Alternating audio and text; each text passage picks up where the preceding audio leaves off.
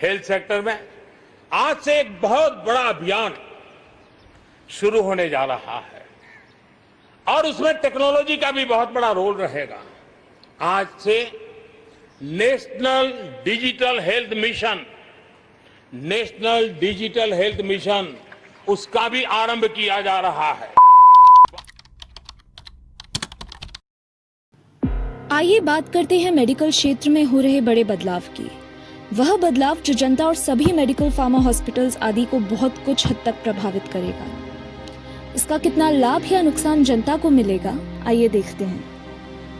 मोदी सरकार 2014 से लेकर अब तक जनता पर प्रयोग करती आ रही है, जिसका खामियाजा आज लोग उठा रहे हैं।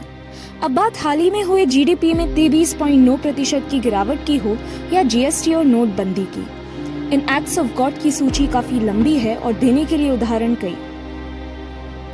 शुरुआत करते हैं एनडीएचएम से, यानी कि नेशनल डिजिटल हेल्थ मिशन से।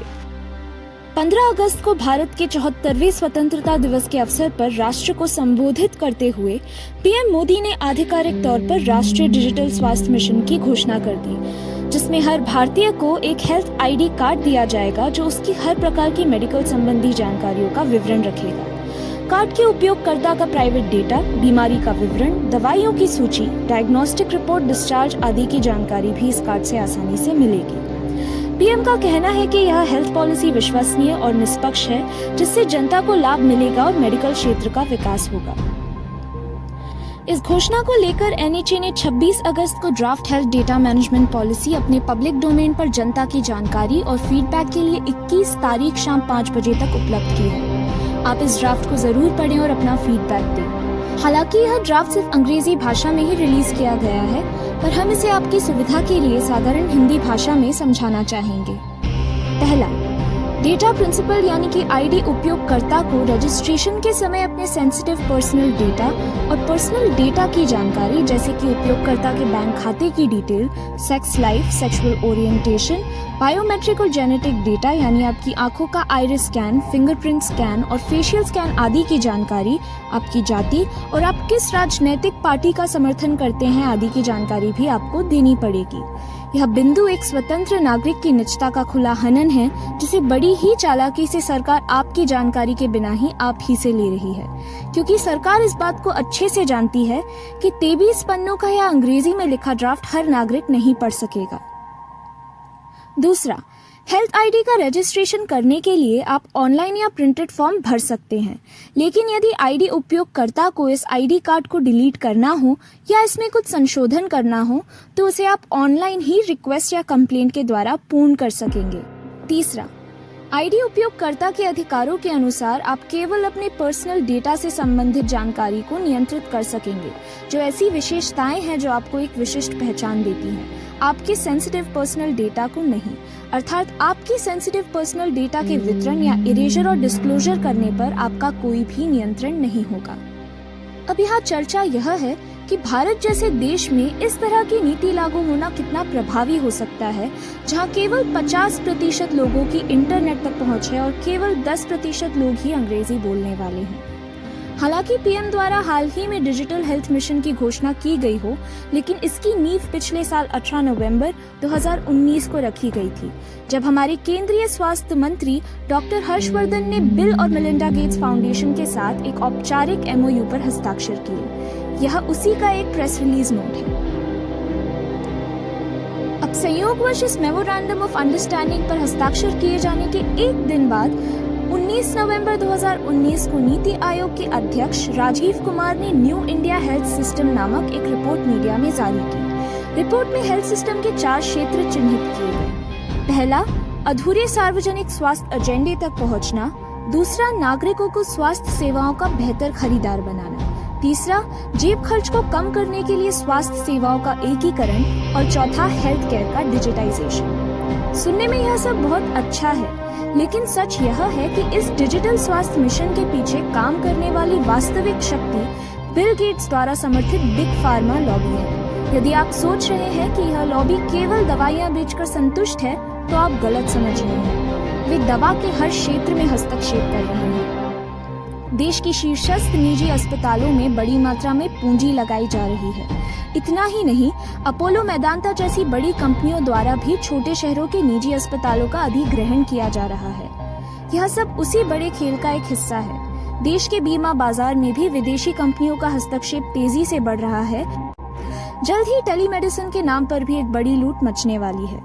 रिलायंस के मालिक मुकेश अंबानी ने डिजिटल फार्मा मार्केटप्लेस नेटमेड्स में एक बड़ी हिस्सेदारी हासिल कर ली है और यहाँ तक कि अमेज़न इंडिया ने भी ऑनलाइन दवाइयों की बिक्री शुरू कर दी है। उन्होंने ओवर द काउंटर और डॉक्टर की पर्ची दोनों ही आधार पर ऑर्डर लेना शुरू कर दिया है। इसके अलावा फ्लिपकार्ट भी ई फार्मेसी में प्रवेश करने की तैयारी कर रहा है। डिजिटल हेल्थ मिशन वास्तव में भारत के अब तक बिखरे हुए हेल्थ सेक्टर के ऑर्गेनाइज होने का चरम बिंदु है और सबसे महत्वपूर्ण बात जो स्वास्थ्य क्षेत्र को आपसे चाहिए वह है आपका डेटा, जिसे आप खुद उन्हें देने जा रहे हैं। आपको जानकर यह आश्चर्य होगा कि भारत की वेबसाइट पॉलिसी बाजार को भी कई चीनी और अमेरिकी कंपनियां खरीदना चाह रही हैं, जो जल्द ही उनके कब्जे में होंगी। सरकार का यह दावा कि यह नीति स्वास्थ्य क्षेत्र में पारदर्शिता लाने और धोखाधड़ी पर अंकुश लगाने में मदद करेगी, मूर्खतापूर्ण है जब इसके लिए आयुष्मान भारत जैसी योजना पहले से ही लागू कर रखी है। आखिर जनता को ये नया लॉलीपॉप फिर क्यों थमाया जा रहा है? यदि आपके पास आधार नंबर पहले से ही मौजूद है तो फिर यह नया आईडी कार्ड क्यों बनवाया जा रहा है? साफ साफ समझ आ रहा है कि मोदी सरकार धीरे धीरे भारत में आईडी 2020 के एजेंडे को लागू करना चाह रही है। हम आपको बताते हैं क्यों।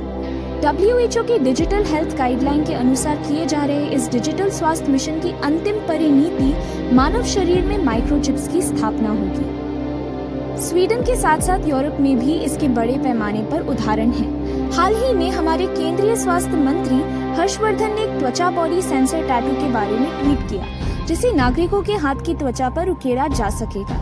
इसी तरह का एक ट्वीट बायोकॉन की चेयरपर्सन किरण मजूमदार शॉ ने भी उसी समय के आसपास शेयर किया। उनके ट्वीट के अनुसार centre for nano science and engineering Bengaluru के डॉक्टर सौरभ कुमार वर्तमान में इस माइक्रोचिप टैटू पर काम कर रहे हैं। यह माइक्रोचिप टैटू एक सेंसरनुमा आकृति होती है जो देखने में सामान्य टैटू जैसी ही आकर्षित लगती है। इस सेंसर से त्वचा के जरिए शरीर से जुड़ी सभी प्रकार की जानकारी हासिल की जा सकती है, जैसे पल्स रेट, श्वास दर और सरफेस इलेक्ट्रोमायोग्राफी आदि। आपने बच्चों को ट्रांसफरेबल टैटू अपने शरीर पर लगाते हुए देखा होगा। ये बिल्कुल वैसा ही है। यह टैटू वैसे ही काम करता है जैसे कोई वेरेबल स्मार्ट वॉच काम करती है, लेकिन इसके रिजल्ट को देखने के लिए हमें किसी दूसरे डिवाइस के सामने अपना हाथ आगे करना पड़ेगा। यह एक तरह का डिजिटल आईडी जैसा काम करेगा। दिलचस्प बात यह है कि इस वेरेबल सेंसर टैटू में RFID सेंसर का भी इस्तेमाल किया जा सकता है। RFID यानी कि रेडियो फ्रीक्वेंसी आइडेंटिफिकेशन, यह अक्सर मॉल में इस्तेमाल होने वाली एक तकनीक है। इसके लिए किसी प्रकार के बिजली या इंटरनेट कनेक्शन की आवश्यकता नहीं होती। उदाहरण के लिए, जब कोई बिल भुगतान किए बिना मॉल छोड़ता है या कुछ चुराने की कोशिश करता है तो गेट से बाहर निकलते ही यह सेंसर तुरंत बजने लगता है। यह RFID टैग का ही कमाल है। आजकल इसका उपयोग कई टोल नाकों पर भी किया जा रहा है और यहाँ तक कि भारतीय रेलवे भी रेलवे के करीब 3,50,000 यात्री कोचों और मालगाड़ी के डिब्बों पर RFID टैग लगा रही है ताकि इन पर निगरानी रखी जा सके। इन ट्वीट्स में भारतीय वैज्ञानिक की बात हमें अचंभे में जरूर डाल सकती है कि यह भारत द्वारा विकसित एक तकनीक है। सच तो यह है कि गूगल ने 7 साल पहले ही इस ई टैटू की तकनीक पर पेटेंट करा लिया है। अभी इसे स्वास्थ्य निगरानी से जोड़ा जा रहा है, लेकिन इसका उद्देश्य अलग है। आज इस कोरोना युग में भारत के स्वास्थ्य मंत्री इस बारे में ट्वीट कर रहे हैं और जल्द ही इसे हर नागरिक के स्वास्थ्य और सुरक्षा के नाम पर भी लागू कर दिया जाएगा।